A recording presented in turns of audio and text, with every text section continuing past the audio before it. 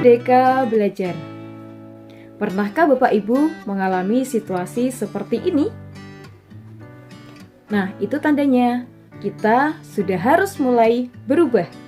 Bapak Ibu, dunia terus mengalami perubahan. Kebutuhan murid juga semakin berubah.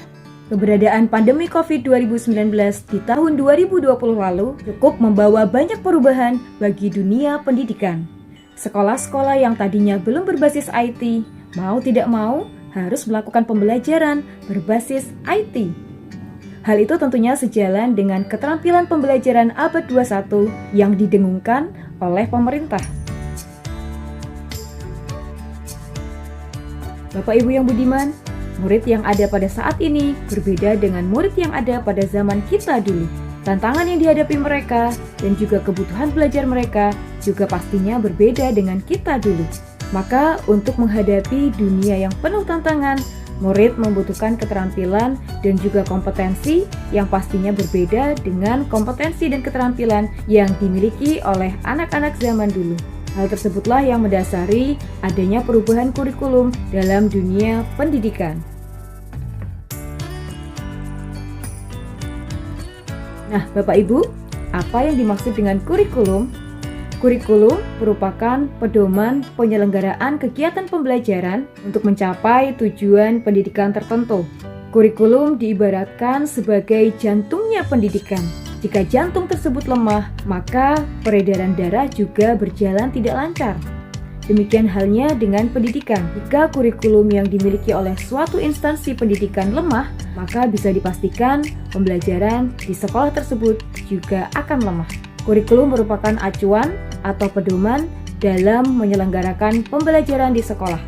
Bagi guru, kurikulum berfungsi untuk memandu proses pembelajaran kepada murid. Sejatinya kurikulum dirancang untuk murid agar dapat memenuhi kompetensi yang diharapkan dari kurikulum. Bagaimana kurikulum yang baik itu? Kurikulum yang baik adalah kurikulum yang mengikuti perubahan zaman. Adapun murid menjadi acuan dari kurikulum itu sendiri. Adapun kemerdekaan murid dalam belajar merupakan jantung bagi pengembangan kurikulum itu sendiri. Lalu, bagaimana pengembangan kurikulum dalam satuan pendidikan? Pengembangan kurikulum dalam satuan pendidikan perlu diterapkan. Kurikulum bersifat dinamis dan perlu terus dikembangkan sesuai dengan konteks dan karakteristik murid demi membangun kompetensi yang sesuai dengan kebutuhan mereka kini maupun nanti. Adapun implementasi kurikulum dalam suatu pembelajaran perlu disesuaikan dengan kebutuhan satuan pendidikan pada saat ini.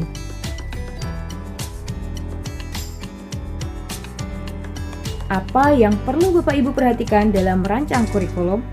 Dalam merancang kurikulum, Bapak Ibu perlu memperhatikan yang pertama yaitu pendapat murid. Yang kedua yaitu harus menyesuaikan dengan kebutuhan murid. Yang ketiga harus melihat pengalaman. Yang keempat mengacu pada hasil belajar murid. Dan yang kelima tentunya mengacu pada kepentingan murid.